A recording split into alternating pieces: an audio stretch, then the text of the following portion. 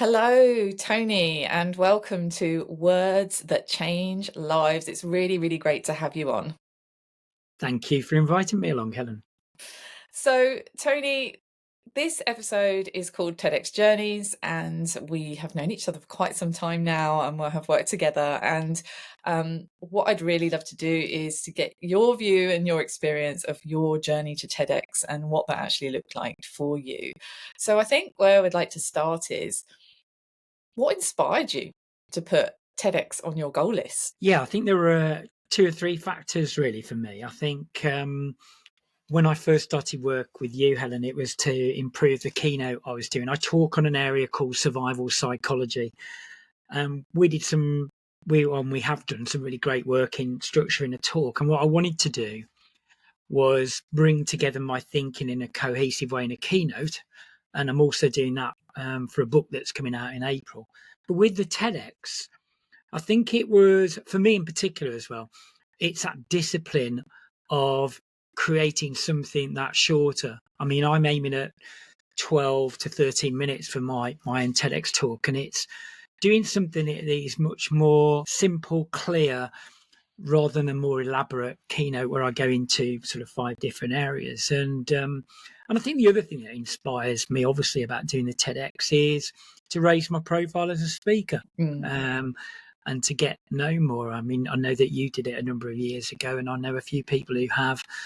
And then finally, I think just what a great fun experience. I've got 15 to 20 people coming to watch me do it, including your good self, Helen, and just be a really great experience to have done when I Mm. finally come to hang my hat up in years to come and say, it was a good thing to do, really. Yeah, I think you make some really good points on all of those things.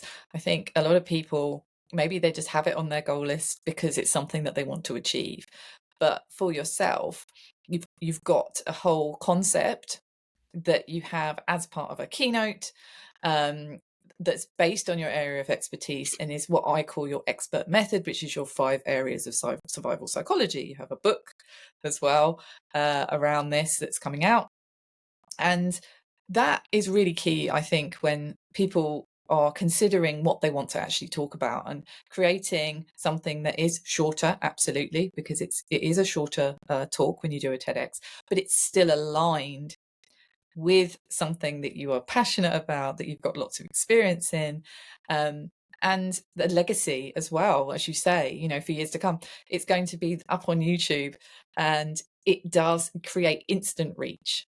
Once it goes up on that TEDx YouTube channel, 38 million subscribers, boom, that's a phenomenal amount of reach, which you know you don't necessarily get with a keynote unless the keynote actually goes viral. So I think a lot of people would resonate, and it's some really good reasons to put it on your goal list, as well as having fun with it and just enjoying it as well. I'm trying to What keep a focus on doing that. I know that it can because you're getting to crunch point. Obviously, when this goes out, you will have done it, but it's getting to a crunch point in that process. But what didn't you know about TEDx before our time together in terms of the whole, what it was about? I didn't know a huge amount at all in a way. I mean, I knew about TED Talks, but I didn't know a huge amount about TEDx as a franchise.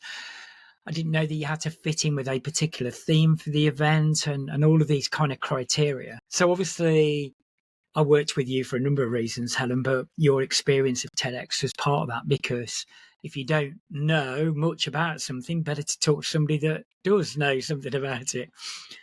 So yeah, I didn't know a lot really. Mm. And again, I think that's very common because it is kind of like it's not sort of there's no manual out there of this is what you need to do, this is how it works, and I think it's deliberately like that. Also, as you've mentioned, it's kind of like a franchise. It's an independently run event, and so each person that's applied for that license, or a team that's applied for that license, will have their own theme. They'll have their own parameters. It's completely voluntary run, and so the processes for applying will be different. And so getting clarity on those sorts of things can really help boost confidence and understand a little bit more about what's involved. But I'd really Yeah. like to spend some time talking about your idea worth spreading, because for anybody that wants to land a TEDx talk, this is the absolute key. If you're thinking about applying, first of all, it's about getting that idea worth spreading nailed. So tell us a bit about your idea worth spreading. Yeah, well, as I say, it has to fit in with the theme of the event, and the theme of the event is adversity. Well, creativity through adversity, really.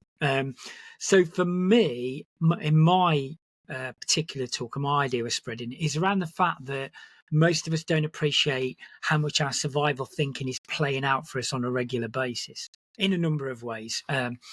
And in relation to that talk, it's the fact that our survival thinking can exaggerate, distort problems, imagine problems that don't even exist. So you have to, first of all, manage all that to be able to release your creativity, because your creativity will be blocked by that. When problems, challenges come along, your survival thinking will potentially be hijacking you in all those sorts of ways. So my basic idea is to be creative, you need to first of all manage the more destructive side of your thinking to give you that space and freedom to be creative. And Mm, that's the crunch of it, really. mm. And a lot of people might think, well, I have expertise in a certain area. There's this particular theme. How on earth do I make that fit the theme? Right. And I think that's actually quite a key step. It's providing that bridge between what you might talk about in a keynote talk, which you Yeah, have on your 5 areas of survival psychology, and how you then look at that from a different angle yeah, in relation to the theme. And if we take that particular theme, um, creativity through adversity, on first glance, we might think, how do I talk about survival psychology and creativity? But actually, there's a real clear link that you've just described there. yeah, And it's about looking at it through a different lens. And the theme of the event will be different no matter, where you go or what you do. But there will be a link, unless it's completely, specialist, there will be a link that you can find. And so when you found that link, it was about looking at the talk from that perspective and understanding that you wouldn't be using a keynote structure in a 12 to 15-minute talk. But as you said, looking at key problems associated with adversity and what happens when we have an adversity mindset, or we look at life with an adversity lens, and what happens and what needs to happen to think more creatively. yeah. So it's so exciting that you're doing this. I'm so excited to actually come and see you do it. But what was the because I know everybody has different journeys in terms of how they landed the talk. So I work with lots of different clients, and for some, the process is much easier than others. And for some, the process isn't all that clear. So for some TEDx events, there isn't a clear process, or there isn't a clear website or a application process.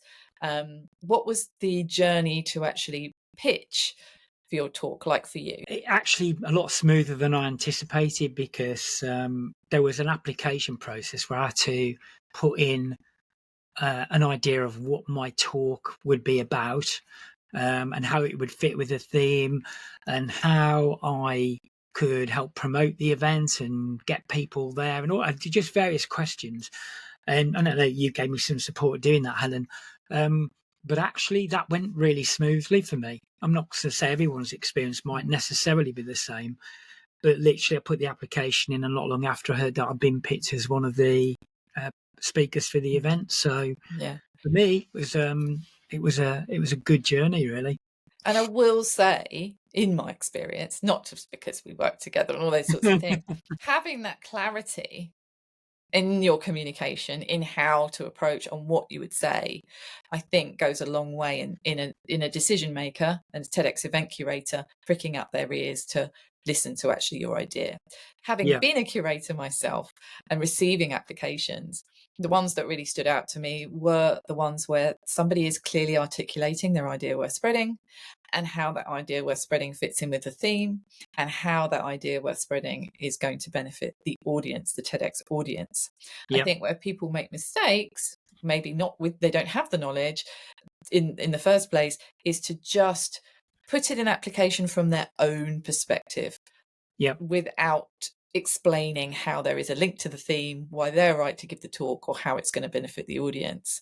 Yeah. But I'm really glad that you had that experience, and that after you got a yes, you then went into the preparation stages. So if you could And just give still us a in it. And yeah, still and in you're still in it. it, yeah. So just if you could just share for people listening, what has that looked like for you in terms of prep? Yeah, I think it's that continual refinement of the content and the structure with the help of you and other people. I mean, I think Mm, there's a danger in putting it out to too many people, but getting some people that you trust that will give you some feedback as you're putting it together, the whole structure of it, and then recording it and putting it out to people. So we've had, I don't know whether this is normal, we have had one online rehearsal, and then we've got our first face-to-face rehearsal in a couple of weeks.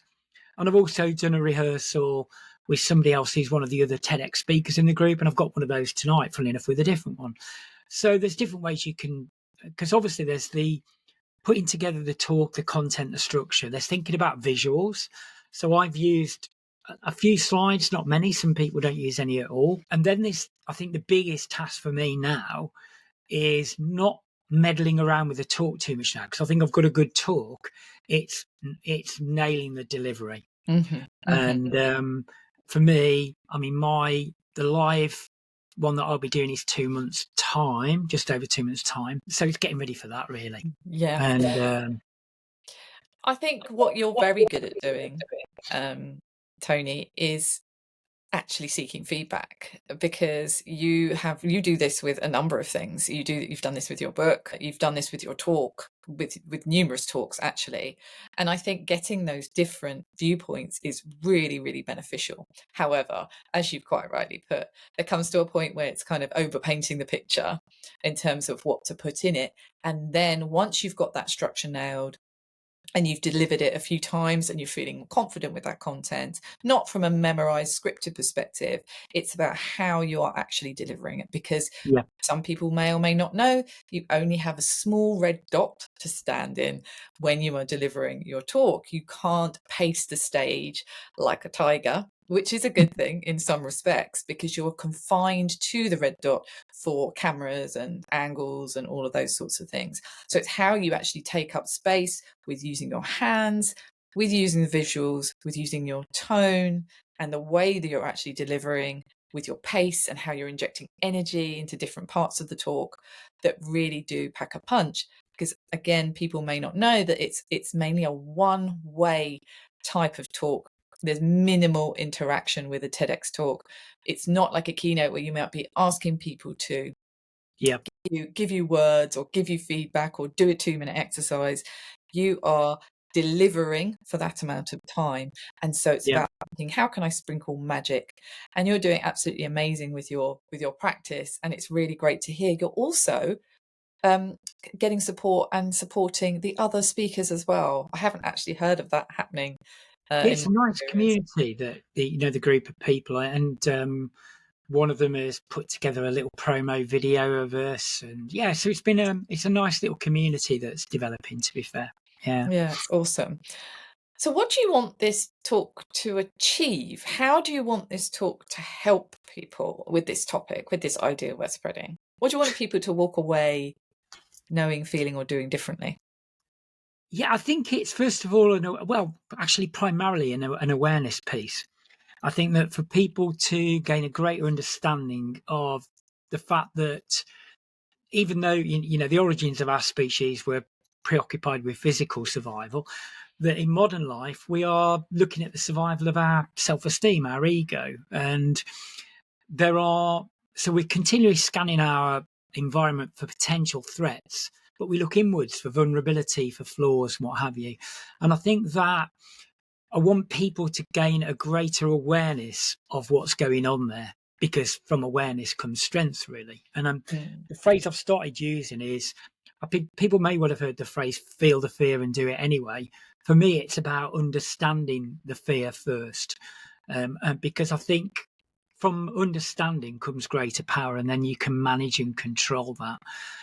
But if it's going to hijack you and trip you up throughout different aspects of your work life and your personal life. So yeah. It totally is. It's a really important topic.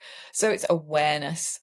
And I think a lot of people think, oh, what can we do in 15 minutes? How can we change someone's life with our words in 15 minutes? Well, that's the beauty of TED. It can be that one golden nugget that an audience member is going to resonate with, one story that you've told in that talk, one message that you're delivering on this topic that's really going to resonate with them and make them Yeah. maybe think a little bit differently. And it's that ripple effect. And the more people that watch that talk, the more people can become aware of what you're helping them with from this particular angle, from your particular area of expertise, which has a huge impact, massive impact, and can change people's lives. So how else, Tony, are you helping people? So I like to talk about thought leader messages and getting known as a thought leader in your area of expertise. And you're certainly doing that. You're absolutely doing that in terms of your social media presence and the things that you're sharing, particularly on LinkedIn, the book that you have written in the past and the one that you are launching, which is around this particular topic. Tell us a little bit more about how you are currently helping people, apart from those things, with your thought leader message. Yeah, I mean, the majority of my work's one-to-one, to be honest. So I work with heads of companies, CEOs, leaders within companies. And yeah, I help them with their skills, developing strategy plans, all those kind of things. But often the elephant in the room is we all have challenges with our thinking. And so building trusting relationships with individuals is a good way to help them process some of the thinking that's going on with them, whether it's survival orientated thinking or not really. So there's an element of that in the one-to-one work. And as you said, I do go out, I'm out doing keynotes. I did a session for an organization yesterday on managing defensive thinking and moving into growth thinking. Then I've got another one with an organization tomorrow talking about this very topic, and been out doing the keynote recently physically. So that's a good way of both sharing the knowledge, but starting to see how it lands with people. So you gain a better understanding of how you can improve the messaging and make it more effective for people, really. And as you said, my big challenge at the moment is writing the book that's coming out April 11th, which has been it's a great exercise to, I think for many of us really, if you look to be a thought leader in a space, it's good to actually bring, like I touched on right at the beginning, bring together your thinking in a more cohesive way, really, Mm. and pull it all together and start to see how it all completely joins up. And doing the book has been a good part of that for me, and hopefully will help the people who read it understand how the different aspects of sort of manifestations of survival thinking can link together as well in their own world. So yeah, Mm. And I've seen a glimpse, a little sneak peek of the you have. content of that book. And what I will say about that is it really does break down these 5 key areas. Are you able to just list off the 5 areas for us? Yeah, so the way that I talk about it manifesting is, first of all, imposter syndrome. I'm not a big fan of people saying they've got a syndrome, but people have related to the term for years, and it seems to be much more prominent of late. So survival thinking, survival psychology can come out with imposterism. Then you've got the challenge of defensive mindset, people going defensive in a whole number of ways to protect, I say often protecting their own self-esteem, maybe.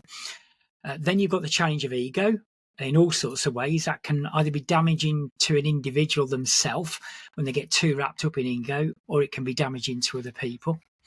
And then you've got negative self-talk. We have thousands of thoughts a day, and often they're not the most helpful. And a lot of it more pessimistic in nature because of the very reasons I was touching on with our survival mentality. And finally, what I'm calling group behavior, which is the way group dynamics can play out in life, in organizations, things like us and them, silo behavior, those kind of things, discrimination in all of its forms. So you've got the 5 areas there. And again, it's about understanding them more and how they can trip you up, But my intention with the book as well, which you've seen, Helen, is to give people some ideas on Mm. the way that they can either shift their thinking or some practical solutions to, and hopefully not hugely complex ones, the things that people can do relatively easy to move themselves out of those 5 areas when they find themselves in them, really, Yeah. and help move other people out of them as well. Yeah. And as you know, I've got real synergies with this because of my interests with evolutionary psychology and Totally. how our ancestors survived and their behaviors and survival behaviors and how that manifests in the modern day. And this is exactly what we're talking about here. It's how those ancient mechanisms that served us then are showing up in the workplace, in our business, in our relationships, and how we can be more aware of what can trigger those things, how we can unleash those blockers to be able to live more harmoniously, work more productively, and avoid those things tripping us up. So I can't wait for that book to come out. And as I say, the TEDx talk is an angle on this, but you also have a keynote that explores this in more detail on the specific 5 areas of survival psychology. So I just love hearing about it. And so you've got some fab things coming up then. You've got the launch of the book, you've got the TEDx coming out. Anything else that's happening next for you? I mean, I guess for me, the big things are the TEDx talk in January, the book coming out in April, and continuing to work on and refine the keynote with the kind support and help of your good self, Helen. It was like you and I were connected across the ether somewhere that I need to work with you, I think. Because it's been a brilliant help, but also, as you say, you and I, and you have, academic experience of this area. So it's been Mm, really great to work with somebody who is excited about the topic and has knowledge themselves, really. So, mm, yeah, that's my journey. I mm. think it'll be great to get to the point where the TEDx talk is out there, the book's out there, and some of the harder work is then done, and I can actively, engage with individuals and groups of people on sharing the messaging and continue on the journey with that, really. Yeah. Yeah, it's a really, really great example of looking at a cohesive strategy to do with your thought leader message and how that's unfolding in all aspects of your business, including the TEDx. So thank you so much for coming on and sharing. Now, obviously, we're recording this now, but I will be joining you um, for your TEDx talk in January. So I will record a little snippet there. But before we end today, I ask all of my podcast guests on words that change lives. One last question, which is, what words have changed your life? Yeah, in all honesty, I read a book called New Earth by Eckhart Tolle in 2013. Funnily enough, I picked it up again recently, partly through research, but partly just wanted to reconnect with it. And I've got to be honest, I was going through a pretty tough time around about then as well. And I think that whether it's survival thinking or, as I was saying, we all have those thousands of thoughts every day, we can identify too closely with those thoughts. And what Eckhart Tolle's book did for me, there was one particular phrase or concept in it where he talks about being the watcher. And that is about that ability we have as human beings to observe our own thinking, and through detaching from it and observing it from a more detached place, lessening the power of it and realizing that those thoughts don't have to be you. They're not your identity, and you can make choices whether you go with them or you don't go with them. So be the watcher would be Mm. my phrase, I think. I really like that. It's so powerful. And actually, on my journey, that was one thing. It was communicated differently than that. It was with an analogy of the boat and the anchor, that you are the anchor at the bottom of the ocean, and your emotions are like the weather patterns on the surface, and the boat gets Ooh, chopped right, and changed. right. But you can observe those emotions and they will pass like clouds and weather patterns in the sky.